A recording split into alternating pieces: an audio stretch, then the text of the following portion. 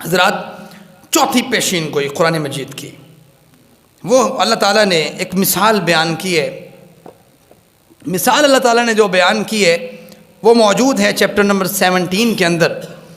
بڑی پیاری مثال ہے. اللہ تعالیٰ فرماتے ہیں یا ایھا الناس، اے لوگو. سب سے مخاطب ہے اللہ تعالیٰ، کیونکہ یہ کام کسی میں بھی پایا جا سکتا ہے، مسلم اور غیر مسلم سب میں پایا جا سکتا ہے.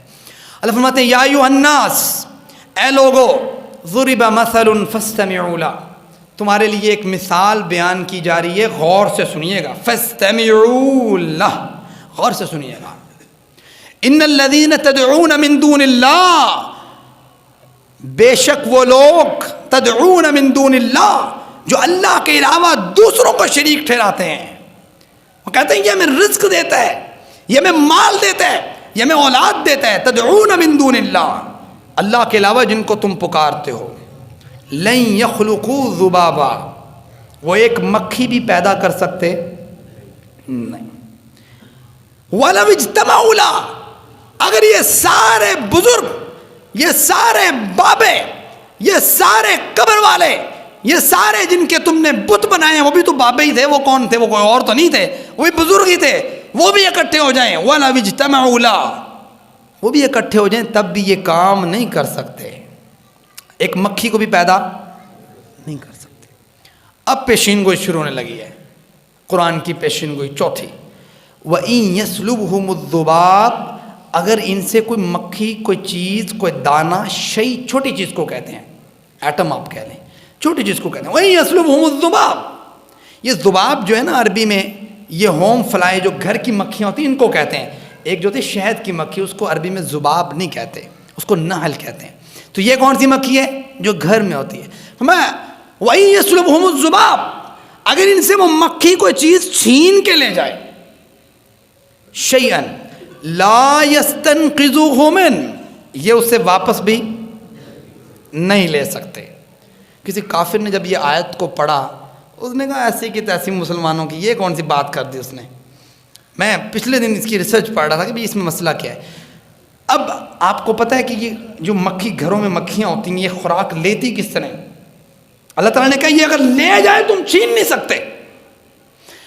اکثر جو انسیکٹس ہیں، یہ جیسے ہم بھی زبان سے چکھتے ہیں، ایسے ٹیسٹ کرتے ہیں نا زبان سے کہ یہ میٹھا ہے، یہ کھٹا ہے، یہ کڑوا ہے. مکھی میں اللہ تعالیٰ نے، یہ جو ہوم فلائی ہے، اس میں اللہ تعالیٰ نے کوالٹی یہ رکھی ہے، یہ زبان سے ٹیسٹ نہیں کرتی. کہتے زبان سے ٹیسٹ کروں تو پیچھے سے بندہ پکڑ لے، چلو کڈو باہر، یہ تو قرآن مجید میں آیا کہ یہ تو پورا ہو جائے گا. نہیں، زبان سے ٹیسٹ نہیں کرتی. کہاں سے کرتی ہے؟ اپنی ٹانگ سے ٹیسٹ کرتی ہے. ٹانگ سے ٹیسٹ کرتی ہے کہ یہ کیا چیز ہے، کھانے والی ہے نہیں کھانے والی، میں کھا سکتی ہوں نہیں کھا سکتی، کڑوی ہے میٹھی ہے. ٹیسٹ کہاں سے کر رہی ہے؟ اپنی زبان، اپنی ٹانگ سے ٹیسٹ کر رہی ہے. اچھا ٹیسٹ کر لیا اس نے، اب کیسے کھائے گی؟ اور ریسرچ میں کیا لکھا ہے؟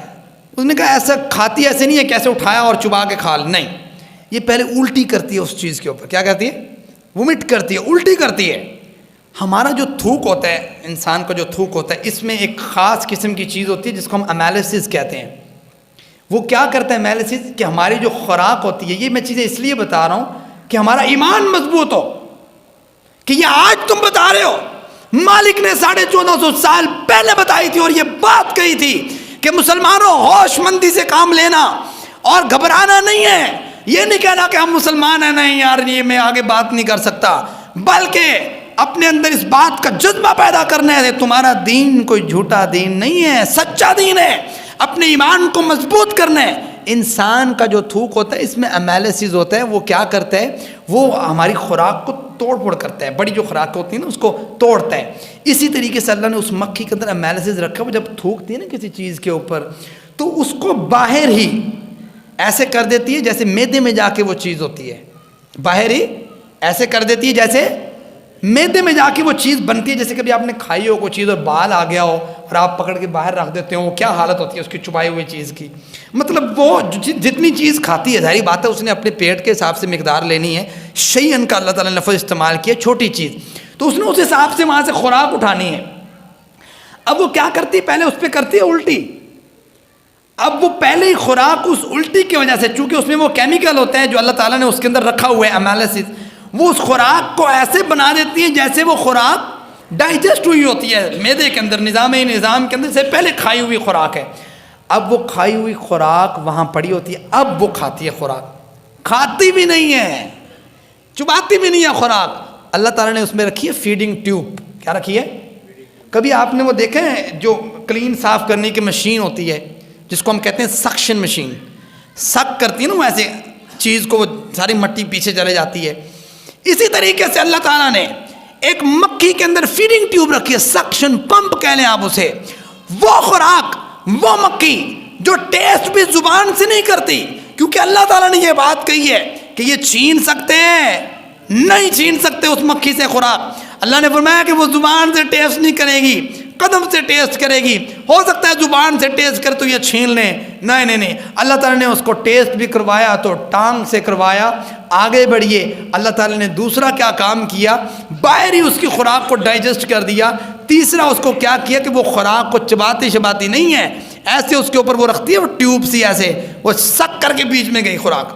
کٹو باہر، نہیں کرنی بھائی. مالک نے کہا تھا یا ایھا الناس، اے لوگو، ضرب مثل فاستمعوا له، میں مثال بیان کروں تمہارے لیے، فاستمعوا له، غور سے سننا. ان الذین تدعون من دون اللہ، جن کو تم کہتے ہو ہمیں اولاد دے گا، ہمیں فلاں چیز دے گا، تدعون من دون اللہ، اللہ کے علاوہ مدد کے لیے پکارتے ہو کہ فلاں مدد کرے، فلاں شخص مدد کرے. یاد رکھو لن یخلقوا ذبابا، وہ مکھی کو بھی پیدا کر سکتے، وَإِن يَسْلُبْهُمُ الذُّبَابُ، اگر مکھی کوئی چیز ان سے چھین کے لے جائے، لا يستنقذوه منه، وہ اس سے واپس بھی نہیں لے سکتے. ضعف الطالب والمطلوب، مانگنے والا بھی کمزور ہے، جس سے مانگا جا رہا ہے وہ بھی بیچارہ کیا ہے، کمزور ہے، کچھ نہیں کر سکتا. ما قدر اللہ حق قدری، لوگوں نے اللہ کی قدر کو نہیں جانا جس طرح اللہ کی قدر کرنے کا حق تھا. چوتھی پیشین گوئی قرآن کی پوری ہوئی یا نہیں ہوئی؟ 1400 سال بعد جا کے آج کیا کہہ رہی ہے سائنس؟ نہ سی نہ تسی نہیں کھینچ سکتے بھائی مکھی کو.